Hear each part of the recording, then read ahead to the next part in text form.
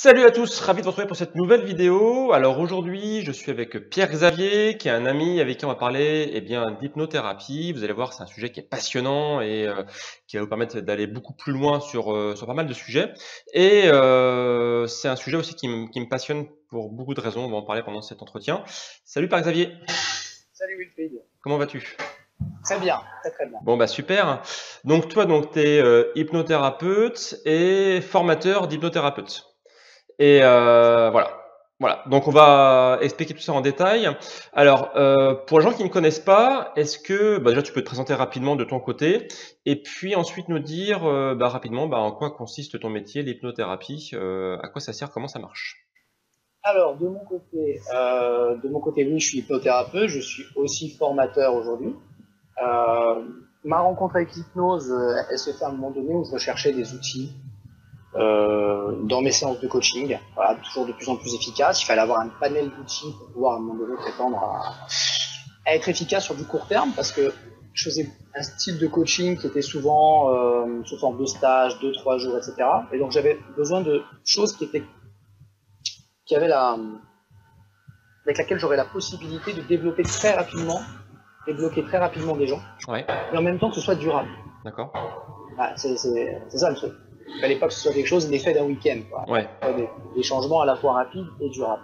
Et je suis vraiment tombé amoureux de l'hypnose quand je me suis formé à cet outil-là, et je l'ai beaucoup utilisé en coaching. d'accord. Ensuite, je me suis orienté plutôt du côté thérapie, pour différencier un peu les deux. Et là, je me suis installé en cabinet, c'est une autre forme. Et c'est à partir de là, et un peu avec l'expérience, que j'ai décidé de former à mon tour. Et j'ai mis pas mal de failles en fait dans le système de formation. Ouais. Les hypnothérapeutes pas très compétents en fin de parcours. Et voilà, et c'est comme ça qu'est venue la formation par la suite. Ok. Alors, est-ce que tu peux nous expliquer justement ce qu'est l'hypnose? Parce que pour beaucoup de gens, je pense qu'il y a un peu un cliché qui tourne autour de l'hypnose, notamment voilà, quand on parle de Mesmer, par exemple, l'hypnose de spectacle, on va dire. Et pour beaucoup de gens, en fait, il y a un côté un peu mystique, mystérieux. Est-ce que tu peux justement démystifier ça? Oui, alors l'hypnose de spectacle et l'hypnose ericksonienne, et celle qu'on va utiliser en thérapie, c'est pas vraiment la même chose. On peut dire que les techniques, ce qu'on appelle d'induction, c'est-à-dire pour placer une personne dans un état de conscience modifié, on va en parler, on va dire ce que c'est, Ouais. vont être à peu près les mêmes. Par contre, l'objet est absolument pas le même. C'est-à-dire qu'à partir du moment où on est sur une scène de spectacle, on veut faire de la sensation, voilà. Et donc, on va faire plutôt des petites suggestions, des choses, on va montrer tout ce qu'il est possible de faire avec l'hypnose lorsqu'une personne est dans une transe hypnotique. Ça peut être très sympa comme ça, mais ce qu'il faut comprendre déjà, c'est que les personnes sont pleinement consentantes. On n'en a pas toujours l'impression quand on les voit Ouais. faire le poulet, faire ce genre de truc. En fait, elles sont consentantes. Ça ne veut pas dire qu'elles sont dans la combine. Il n'y a pas de combine. Ouais. Ils font vraiment. Les hypnothérapeutes le font vraiment. Mesmer, ce qu'il fait, c'est pas monter du tout. Ouais. En fait, il prend dans le public notamment des personnes qui sont particulièrement réceptives en fait à l'hypnose. C'est Voilà. voilà. En hypnothérapie, la technique d'induction peut être la même, mais une fois qu'une personne est en état de transe, nous, ce qu'on cherche à faire, c'est pas du tout ça. C'est à reprogrammer, en fait, leur inconscient pour que, à certains stimuli dans la vie de tous les jours, les réponses soient plus en adéquation avec ce qu'ils veulent réellement vivre. Est-ce que je suis clair? Ouais. Alors du coup, est-ce que tu peux nous dire justement ce qu'est l'hypnose pour au sens L'état d'hypnose, qu'est-ce que c'est? l'état d'hypnose, c'est un état qu'on appelle de conscience modifiée. C'est important ce mot conscience. Et tout le temps, on va me parler d'inconscient, puis de conscience, etc. Et ce qu'il faut bien comprendre, c'est qu'à aucun moment, pour communiquer avec notre inconscient, on doit être inconscient. C'est très important de comprendre. Ouais. Au contraire, on doit être hyper conscient. Et l'état d'hypnose, c'est ce qui va permettre l'état de conscience modifié, on appelle ça, c'est un peu décalé, c'est pas un état de conscience qu'on a habituellement pendant la journée, par exemple, pendant qu'on parle, pendant qu'on analyse des choses, qu'on travaille, etc. Et c'est cet état-là qui va nous permettre de communiquer avec l'inconscient de telle manière qu'on va pouvoir déprogrammer certaines choses. Parce qu'il y a beaucoup de soucis de santé, de pathologies, de phobies, etc., qui sont liés en fait à l'inconscient. Et quand on parle au conscient, ça marche pas. Donc il faut parler à l'inconscient. Exactement. Tu as tout à fait raison. Comme je le dis souvent, il y a marqué fumer dessus sur tous les paquets de cigarettes. Consciemment, on sait très bien que fumer. Pourtant. Une personne qui dit demain j'ai envie de perdre du poids, elle sait très bien qu'il vaut mieux manger un fruit et aller courir de manger un gâteau au chocolat. Elle le sait pertinemment, on a beau lui répéter, elle sait ce qu'il faut faire, pour autant elle n'arrive pas à le faire. Donc on voit bien que c'est pas au niveau de Conscient. la conscience, elle a toutes les informations qu'il faut. Pour autant, l'envie qui est générée, c'est une envie de sucre, etc. Et c'est pas du tout une envie de manger des haricots verts, et puis après, Ouais. c'est pas ce qui vient en premier. Et c'est même une envie irrésistible. Ça peut être de manger du sucre, ça peut être de fumer une cigarette, alors ça c'est pour les dépendances. Ça peut être même un rejet, hein, le rejet de l'eau sur une phobie de l'eau, de l'avion, voilà. Donc on a plein de réactions comme ça qu'on maîtrise pas, et on a beau savoir qu'on va pas se noyer dans 20 cm d'eau, On peut avoir peur de l'eau. une phobie de l'eau. Ouais, tout à fait. Et la conscience n'a rien à voir là-dedans. Donc je fais souvent une métaphore là-dessus, mais ça permet de bien comprendre. Si demain vous amenez votre voiture au garage, et que le garagiste vous appelle en disant « ça y est, j'ai trouvé du dans la panne », ça suffira pas à repartir avec votre voiture. Il va falloir mettre les mains dans le cambouis pour la réparer. Tout à fait. D'accord. Donc voilà, on va essayer d'aller là où est le problème, et en effet, c'est au niveau de l'inconscient. D'accord. Et donc la plupart du temps, parce que tout à l'heure tu l'as dit, excuse-moi, pour être bien clair, parce que tout à l'heure, la plupart de nos problèmes viennent de là. En fait, la seule chose vraiment qu'il faut comprendre pour essayer de réaliser à quel point l'inconscient joue un rôle, c'est que pendant que nous, consciemment, au bout de 4-5 informations, on est débordé, l'inconscient, lui, en gère plus de 400 milliards par seconde. Ouais. 12 millions instantanément. Donc ça veut dire que toute notre expérience de vie se fait au travers de l'inconscient. Donc après, on a deux choix. Hein. C'est soit on laisse certains organes décider pour nous, c'est-à-dire comment ça se passe, l'information arrive. On a des organes comme l'hippocampe, etc., d'autres glandes endocrines qui vont sélectionner pour nous ce qui est pertinent et le faire remonter à la conscience, ou ce qui n'est pas du tout, et le mettre dans l'inconscient. Est-ce qu'on va... Alors, c'est très pratique, hein. Oui, parce que sinon, en fait, on ne pourrait pas vivre si on aurait la conscience de toutes les informations qu'on a autour de nous. Ce serait complètement ingérable, en fait.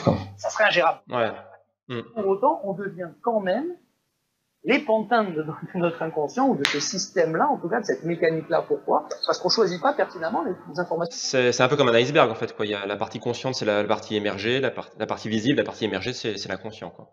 Exactement. Ok. De temps en temps, il va falloir aller faire quelques petits réglages pour dire, voilà, moi, c'est pas cette info-là que je veux, c'est plutôt celle-là. La stratégie, je veux pas que ce soit une stratégie d'échec, je veux que ce soit une stratégie de réussite, par exemple pour quelqu'un qui a des objectifs professionnels, personnels, etc.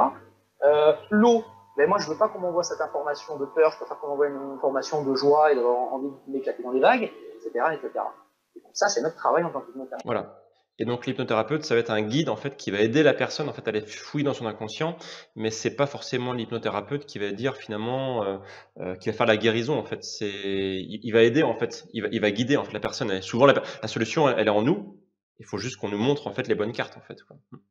Tout à fait. C'est-à-dire que on a un rôle, tu l'as dit, de guide, donc d'accompagnant.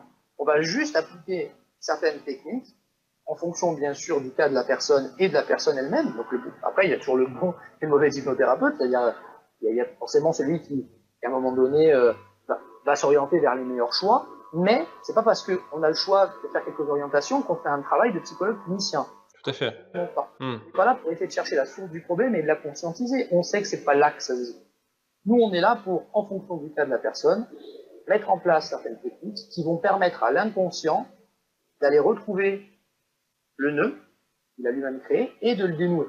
D'accord. Donc, c'est ça. Ok. Et donc, au final, ouais. Parce que on a la solution, nous. Ouais. On va juste vous amener à ce que l'inconscient aille la chercher. Donc, ouais. Différencier ça avec une psychanalyse, avec des trucs qui sont très très bien. Hein. Une psychanalyse, j'y vais pour m'analyser. Ouais. Si ça dure 10 ans, je suis super content de comprendre comment je fonctionne. D'accord. On est sur une thérapie brève où le but, c'est vraiment de réparer le plus vite possible et ensuite de manière durable. Ok. Que ce soit pérenne. Alors, tu nous donnais des exemples concrets là, d'exemples justement, voilà, de personnes qui ont des phobies par exemple ou des addictions. Ça sert pas qu'à ça en fait, l'hypnose, ça sert vraiment à tout ce qui touche le mental. On avait parlé une fois, je me souviens, d'exemples de sportifs par exemple, où on disait que les sportifs finalement à un très haut niveau, ils avaient quasiment les mêmes capacités physiques parce que voilà, ils ont les mêmes systèmes d'entraînement, les mêmes protocoles, les mêmes coachs quasiment. Mais ce qui va faire la différence, c'est vraiment le mental. Et là, l'hypnothérapeute peut aussi aider en fait le sportif en fait en déclenchant des petites choses en plus en fait. Exactement. C'est vrai que bon, ils sont très au point physiquement, bien sûr. Il y en aura qui sont plus physiques que d'autres. Bon, quand on arrive à un certain niveau, c'est vraiment le mental qui va faire la différence. On prend souvent l'exemple du tennis. Parce qu'on voit souvent ces sportifs au tennis avoir des rituels un peu bizarres. Et Ouais. tout le monde connaît le tennis, mais des gens qui regardent sur Internet, je sais pas, ils se moquent souvent un peu de Nadal et de ses mimiques, ils sont en train de se recoiffer avant de servir, de faire des gestes partout, un peu excités comme ça. Certains, ils ont besoin de faire rebondir la balle exactement le même nombre de fois à chaque fois. En fait, ils sont pas juste toqués, ces gens-là. C'est qu'ils ont mis en place certains rituels, certains ancrages, même, pour pouvoir retrouver rapidement un état mental désiré. Ça peut être la motivation, ça peut être la concentration tout simplement, la sérénité, etc., etc. Donc quand on sort d'un point qui nous a énormément, d'une séquence, peu importe que c'est, hein, Ouais.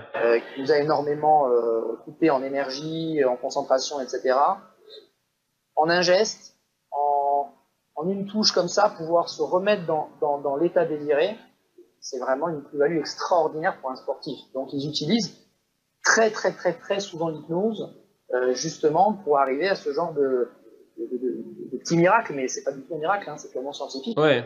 Et c'est vrai que ça se fait à une telle allure et à une telle vitesse que sur commande, on peut retrouver, on peut calmer le stress, on peut retrouver de la motivation, de la concentration, etc. Et ça, c'est hyper précieux pour un sportif. Ouais. Donc ceux qui regardent la vidéo, qui verront du coup des matchs ou voilà, des matchs de tennis ou autres, et vous verrez ces petits tics, hein, vous repenserez à cette vidéo, vous vous souviendrez que c'est pas forcément qu'un tic, au contraire, c'est souvent en fait un ancrage, comme tu l'expliquais, qui permet de se mettre dans une condition particulière, quoi. Ça, c'est assez puissant. Quand tu gagnes un point, tu fais souvent aller, tu serres le point, tu fais common, tu fais machin. Et j'ai souvent travaillé avec des sportifs en leur disant voilà, on va avoir une sensation, on va essayer de travailler sur une sensation. Donc je les mets en état d'hypnose et je les fais ressentir une sensation de confiance, par exemple. Et ensuite, on va y associer un geste. Et à force d'associer le sentiment au geste, ça s'appelle un ancrage. Du coup, c'est quasiment. Du coup, on peut provoquer à la demande un état d'esprit, en fait, quoi. Presque. C'est un travail qu'on peut faire. Tu sais, quand tu vois ces skieurs faire tout le parcours, alors ça peut être des skieurs, ça peut être des mecs en rallye, peu importe, tu vois, et ils connaissent un parcours par cœur. Ouais. Avant de le faire, ils visualisent exactement chaque porte. Ils ne sont pas juste en train de se dire bon, je passe par là, je passe par là. Le chemin, ils le connaissent, ça va tout droit, ils vont arriver en bas, ils vont pas se perdre. Ouais. C'est ça qu'ils travaillent. Ils sont en train de travailler vraiment au-delà de la vision. C'est la sensation.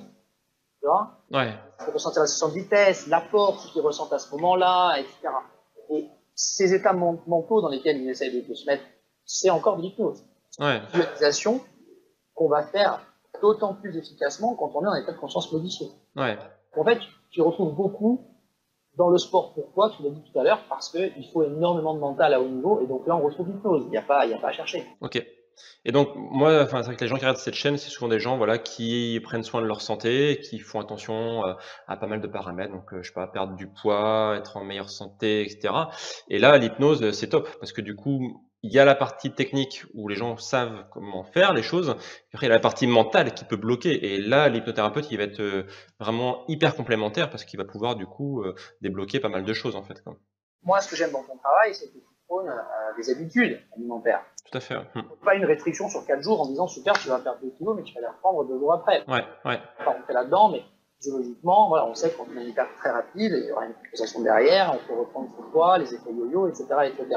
Toi, t'es pas du tout là-dedans, dire aux gens, il y a certaines habitudes qu'on peut prendre, que ce soit alimentaire, que ce soit, bon, c'est quand même l'essence, hein, qu'on se donne encore, un que ce soit, on va faire comme l'exercice physique à côté, etc., etc. Et c'est vrai que ce qui est intéressant dans l'hypnose, c'est qu'on peut arriver à adopter ces habitudes sans ressentir le choc du changement, parce que c'est pas évident de changer ses habitudes du jour au lendemain, ou le sentiment de privation quand il s'agit de nourriture, etc. Ouais, complètement. C'est qu'à un moment donné, on sort stressé du travail, ou on se dispute avec son copain ou sa copine, peu importe, et à ce stress, en réponse à ça, on va avoir par exemple une envie de manger parce que c'est du réconfort, etc. Ou classique, mais voilà, sans faire de la psychologie. Ouais, c'est classique, hein. C'est classique, ça arrive, c'est comme ça. Si là, la réponse à ça, c'est j'ai envie de me défouler, je préfère aller courir, bah, t'es sûr, tu veux pas un gâteau au chocolat? Bah, là, j'ai besoin de bouger, j'ai besoin de sortir.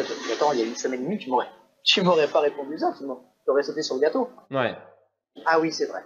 Tu vois, c'est des réactions que j'entends chez des gens, des clients que j'ai en hypnose, ils se rendent même pas forcément compte du changement parce qu'il se fait en douceur et c'est simplement leur inconscient qui leur suggère une autre manière de faire. Ouais, c'est une vraie reprogrammation mentale en fait, quoi. Ça, c'est Une vraie reprogrammation à tel point que parfois il faut leur faire prendre conscience. qu'ils ont changé. Ça, c'est encore plus.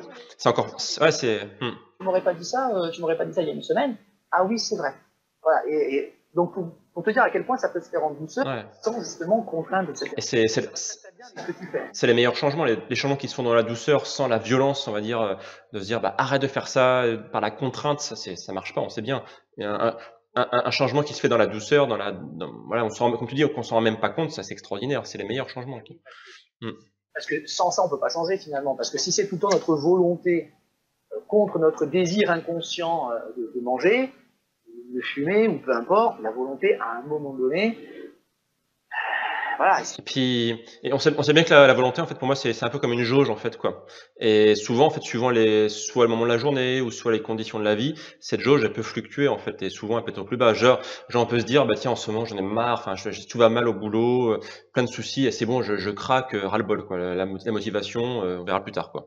Et si, par contre, on n'y pense pas, c'est naturel, c'est pas une contrainte, bah, le changement, il a lieu, mais sans avoir les effets secondaires, on va dire, qui sont complètement Exactement, c'est vraiment le travail qu'on fait en hypnose. Cette reprogrammation-là, comme je dis, au niveau de l'inconscient. On n'est pas là pour raisonner les gens, leur expliquer comment ça doit marcher.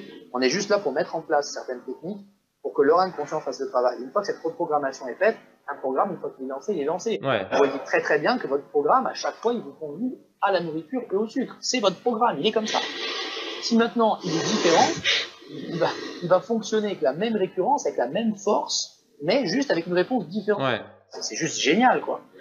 Vous n'avez plus qu'à le laisser tourner. Quelque part, c'est ça. Alors, je fais toujours cette comparaison avec l'informatique, parce que c'est ce qui parle le plus aux gens, mais c'est vraiment la déprogrammation de quelque chose et la reprogrammation d'autres comportements qui se passent à l'intérieur de nous. Donc ça, c'est important de le comprendre comme ça. C'est peut-être la manière la plus claire de s'imager un petit peu ce qui se passe en nous dans une séance d'hypnose. En tout cas, concernant les résultats. Et donc l'hypnose, c'est une sorte d'outil en fait qui sert à plein de choses.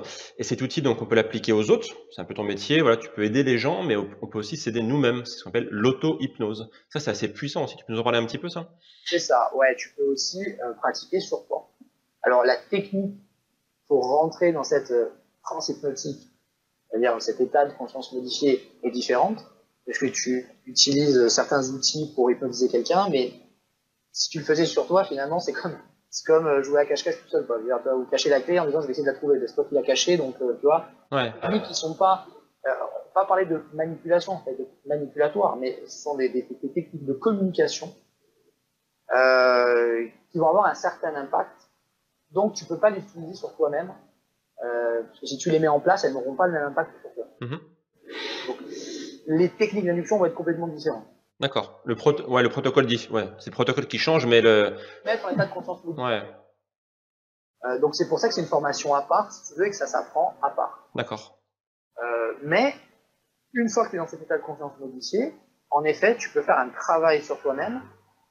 Encore une fois, on va le faire comme ça, de reprogrammation, et ça peut te servir, mais pour des tas de choses, pour des croyances limitantes par rapport à l'argent. Donc tu peux travailler sur l'abondance.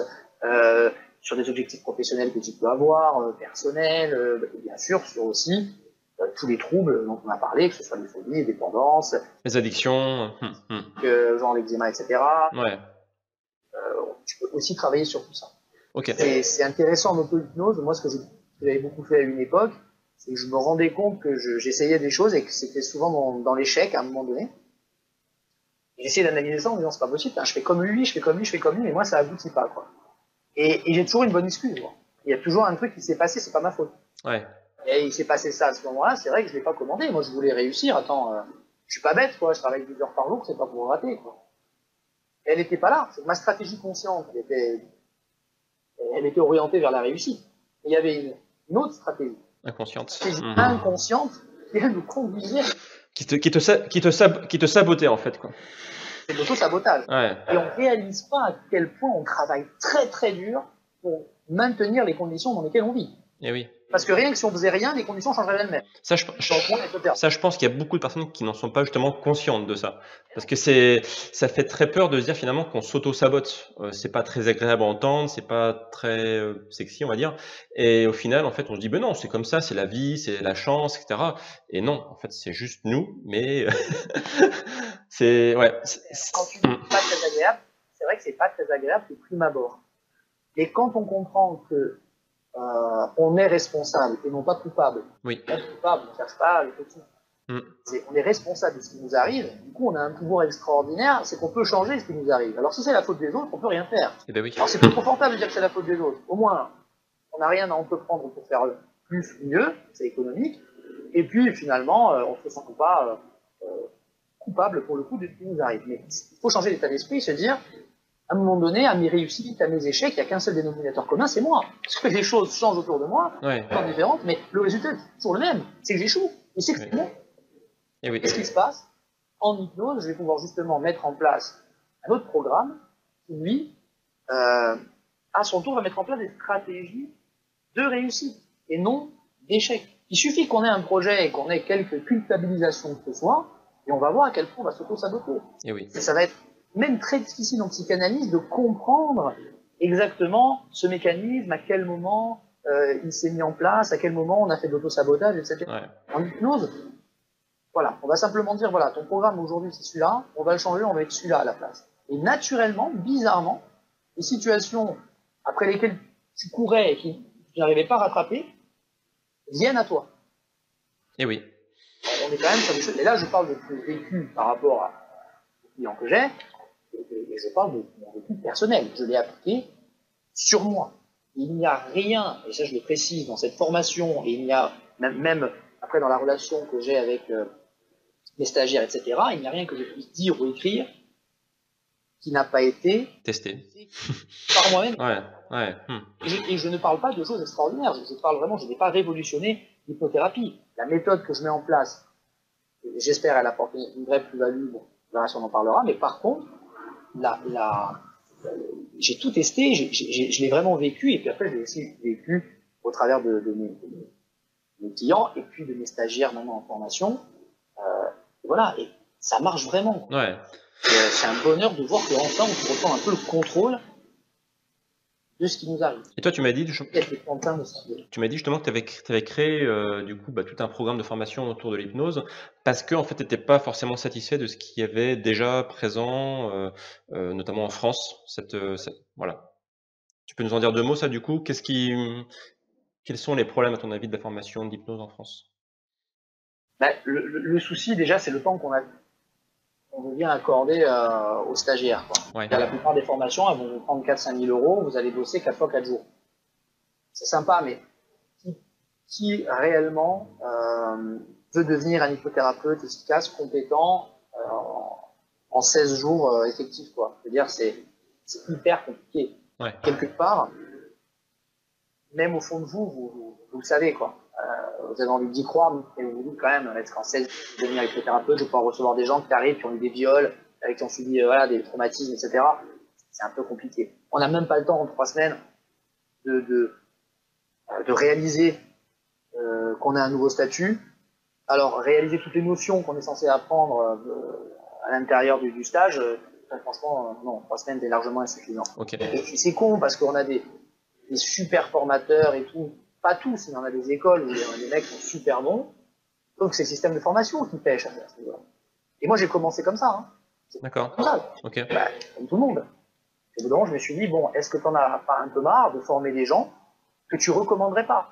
Et oui. Il y en a certains, on m'aurait dit, tu veux aller, oui, bon, attends qu'il ait 2-3 ans d'expérience, oui, sauf qu'il les aura jamais 2-3 ans d'expérience. Parce que ce qu'il faut savoir, c'est que de toutes ces écoles, il y a plus de 50% qui ne pratiquent jamais derrière. Et les 50% restants, je ne sais pas combien arrêtent dans les 1 ou 2 ans, et combien sont réellement efficaces. Donc là, pour moi, le bilan est chaotique. Clairement. Alors je me suis dit, comment je peux réfléchir ça autrement? Et bien, c'est simplement en créant une formation à distance. Alors avec mon hypnose à distance, comment tu peux faire? Moi, 50% de ma clientèle sont des gens que j'ai sur Skype, sont des sportifs de haut niveau, des gens qui sont en déplacement, et croyez-moi, si ça fonctionnait pas, ils arrêteraient très vite de me payer, ils iraient voir quelqu'un d'autre. Hein. Ce sont des gens qui ont certaines exigences, déjà parce que c'est leur vie, hein. Ils veulent être efficaces sur le terrain, d'être dans les états mentaux dont on parlait tout à l'heure, etc. Et puis ils ont l'argent pour payer, donc ils veulent des résultats. Voilà, donc c'est quand même une clientèle exigeante et que j'arrive à conserver. Preuve en est qu'à distance, ça fonctionne très bien. Si j'étais ostéopathe, je n'aurais pas la prétention. Et oui. Là, ça marche pas. Et en hypnose, c'est de la communication. Donc, on peut le faire absolument, à partir du moment où on a un vigile, on peut le faire. Alors du coup, je me suis dit, si j'arrive à faire une formation où les gens vont pouvoir évoluer à leur rythme,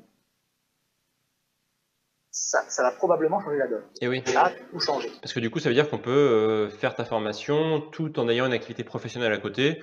Par exemple, voilà, si on a un job, on rentre le soir à 18-19 heures, les enfants s'occuper, on peut y passer genre une petite heure après manger tranquillement, et on fait ça du coup à notre rythme en fait. Complètement. On fait ça à son rythme sur deux plans. C'est-à-dire que au fil de la journée, en fait, on s'organise comme on veut. On n'est pas obligé de faire tous les jours, on fait quand on veut.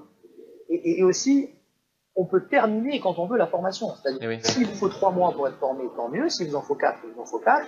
S'il vous en faut 5 ou 6, ok, pas de souci pour nous. On vous remettra la certification quand on est sûr que... Ah oui, tu m'avais parlé de ça aussi. C'est que il y a des validations à passer. C'est pas juste vous suivez des vidéos et pouf, t'es hypnothérapeute. C'est tu mets en place un système de validation des acquis au fur et à mesure de la formation en fait. Tout à fait. C'est-à-dire que la formation est découpée en plusieurs modules et on ne passe jamais au module suivant tant que le module en cours n'est pas parfaitement lu. Et oui. Il faut au moins le lire une fois, appris, compris, pratiqué, parce que c'est que de la pratique, et maîtrisé. Quand on sent que ça c'est absolument parfait, on vous donne les accès à la section suivante. Du coup, tous ceux qui arrivent à la fin à la certification, pour eux c'est une formalité. D'accord. Il y a beaucoup de gens qui stressent section 2, section 3 en se disant « Ah mon Dieu, ils apprennent des choses nouvelles, alors je comprends pas, je suis un peu perdu, etc. » On est toujours là, et ça se passe très bien. Alors, quand ils arrivent en section 6, c'est « Bon, écoute, je voulais m'orienter là-dessus, qu'est-ce que t'en penses ?» Ils nous parlent déjà comme si on était collègues et tout va bien, quoi. Et c'est, comme je dis, c'est même pas le cas des premières sections. Là, ils découvrent, ils sont un peu plus en stress, tu vois. Ouais. C'est pas le cas à la fin. Donc, ça veut bien dire que, voilà, que le cursus fonctionne très très bien comme ça. Ok.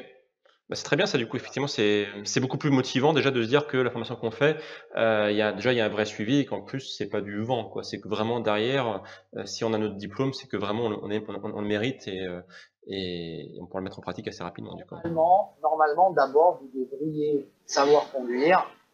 Et une fois que vous savez conduire et qu'on réalise que vous pouvez vous déplacer d'un point A à un point B sans être un danger pour les autres, on vous donne votre permis de conduire. C'est pas censé être le permis qui fait en sorte que vous savez. C'est du bon sens. Mais sauf que dans la pratique, quand vous avez 3 semaines de formation, bon, ok, t'es compétent, t'es pas compétent. Écoute, pour tout te dire, je sais pas trop, mais voilà ta certification parce que t'as payé 5 000 €. Ouais. On est en train de jouer quand même avec. Alors, ces gens ne représentent pas un danger, hein. En hypnose, il n'y a pas de danger. L'inconscient ne fera jamais un truc qui pourrait vous mettre en danger.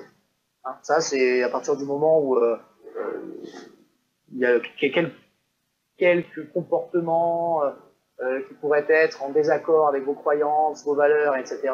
L'inconscient va bloquer, l'hypnothérapeute ne peut rien faire. Juste, on va faire dépenser à des gens 60 € par séance sans être efficace. Au bout d'un moment, la motivation va baisser parce qu'on s'aperçoit que qu'on fait, c'est pas terrible. Ça a demandé énormément d'investissement à beaucoup de gens de se former. Déjà un petit budget quand même, puis un espoir derrière de reconversion professionnelle, etc. Donc pour moi, faut pas jouer avec ça.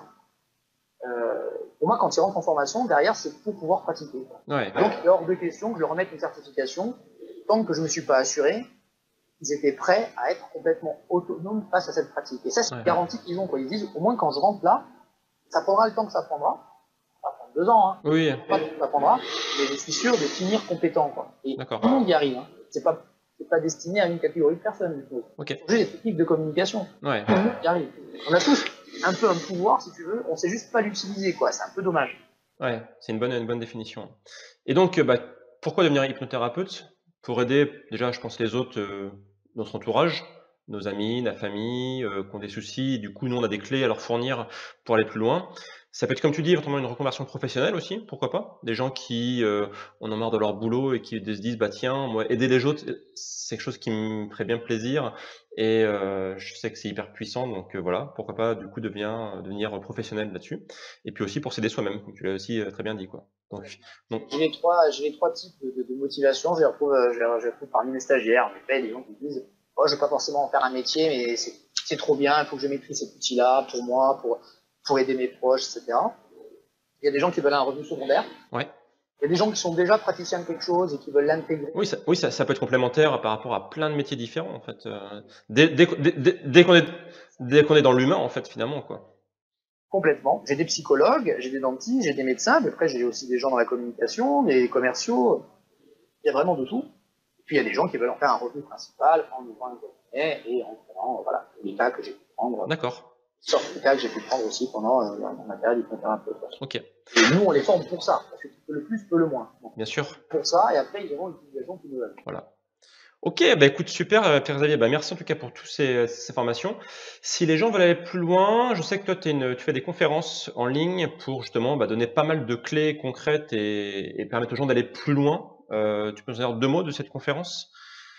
Ouais, l'idée de webconférence que je fais, c'est en fait déjà de donner des clés, de casser beaucoup d'idées reçues par rapport à ça, vraiment qu'ils comprennent exactement ce qu'est l'hypnose, comment ça fonctionne, et en pratique, comment ils peuvent mettre en place déjà des petites choses pour eux ou pour les autres, qui vont un petit peu les aider dans leur quotidien. Donc des clés concrètes. Ping. On a des choses, on peut les appliquer tout de suite, quoi. Des choses concrètes, on va faire des exercices de réceptivité, donc on va voir à travers l'écran, je vais faire par exemple un exercice avec les personnes par écran interposé, et parfois dans les webinaires, tu as 500 personnes, et là, je propose un exercice, et puis on voit dans les commentaires, ah ben super, ça m'a fait ça, les gens Ouais. vont dire exactement ce qu'ils ressentent. On va pouvoir faire un petit exercice d'auto-hypnose aussi. OK. Voilà, donc voilà, il y a de la pratique, il y a un petit peu de théorie dans le sens où je vais expliquer aussi comment ça fonctionne. Donc on reçoit un peu de mini-formation en fait. Déjà sur 2 heures. D'accord. Et en plus, c'est gratuit. C'est cool. Mmh. Bien sûr, Mmh. on reçoit une mini-formation. Et après, comme ça, on a la possibilité déjà de se faire une idée sur Voilà. est-ce que ça m'intéresse, est-ce que je m'attendais à ça ou pas. Tu sais, quand on fait des formations comme ça, souvent, à part certains qui sont déjà dans le métier depuis longtemps, c'est pas comme quand on achète une voiture. Tu achètes une voiture, tu l'essayes, elle te plaît, pas, tu dis oula, j'ai bien fait de l'essayer, je vais pas. La formation, souvent, tu achètes un produit finalement que tu n'as jamais testé, quoi. Et oui. Et bien des gens dans beaucoup d'instituts se disent, mais si j'avais su que c'était ça, mais je ne me serais pas inscrit, quoi. Sauf que, ouais, trop tard. Surtout que dans les instituts, ils te disent, voilà, vous n'aurez pas la certification tant que la totalité de la somme n'a pas été payée. Donc les mecs, ils te prennent 4500 € d'entrée de jeu, et puis terminé, quoi. Ouais. Là, c'est bien d'avoir ce style de webconférence, parce qu'au moins, on est capable de dire, ah, oui, en effet, j'ai un peu plus de matière pour savoir finalement si j'ai envie d'aller plus loin ou pas. Donc déjà, c'est ça qui est important. Et ensuite, parce que du coup, ça me paraît important aussi, je parlais du prix, parce que on a décidé de rendre la formation la plus accessible possible. OK. Et donc, on a fait un prix qui aujourd'hui est quasiment 3 fois moins cher que la plupart des instituts, alors qu'on a un suivi qui, lui, c'est à la vie, hein. D'accord. Supervision gratuite, c'est-à-dire quand tu as terminé, vous nous appelez à tout moment, dire j'ai tel sujet en ce moment, qu'est-ce que t'en penses, je me suis orienté là-dessus, ça n'a pas trop marché, je compte faire ça, et voilà, on est toujours disponible, même une fois que vous êtes certifié. OK. Pas de l'institut. Et donc ce qu'on a fait, c'est qu'aujourd'hui, on a réussi à répercuter le fait qu'on n'ait pas de structure, qu'on le fasse à distance, tout ça sur le prix, et on propose un prix beaucoup moins cher. Et oui, parce que du coup, vous n'avez pas de locaux comme dans cette formation classique avec des assurances à payer, etc. Là, c'est. Exactement. Voilà. Alors, ça prend une logistique bien plus particulière et contraignante que ces instituts-là. Eux remplissent pour 3 semaines et passent à la suite. On a des gens, on sait quand ils rentrent, on sait jamais quand ils sortent, et on va les former jusqu'au bout. Ouais. Ils peuvent nous appeler une fois dans la semaine, nous appeler 15 fois dans la semaine, et c'est pas 1 € de plus. Mais l'idée là-dessus aussi, c'est qu'on a décidé de faire un paiement en 10 fois. D'accord. Donc ça. Les instituts ont dit, mais beaucoup ils se sont dit, mais celui-là il est fou, il va se ramasser, tu vois. Parce qu'une fois que les mecs ont la certification, ils vont se dire, bah attends, je l'ai eu en 3 mois, ma certification, il me reste 7 mensualités, je paye plus, hein. Ouais. Et en fait, on n'a pas réfléchi comme ça. On s'est dit, en effet, une fois, ça arrivera. Mais est-ce que pour cette personne-là qui est malhonnête, donc on a quand même des contrats de formation, on est quand même tenu d'aller jusqu'au bout. Bon. Et pour cette personne-là, est-ce qu'on va pénaliser toutes les autres personnes qui pourraient avoir accès à ça et qui sont parfaitement honnêtes et qui, elles, vont payer juste pour vous. Et d'ailleurs, cette personne-là, je voudrais même pas l'avoir en hypnothérapeute. Parce que on se dit finalement une personne qui a ce genre d'alignement, c'est pas forcément bien qu'elle aille un peu jouer avec. Voilà.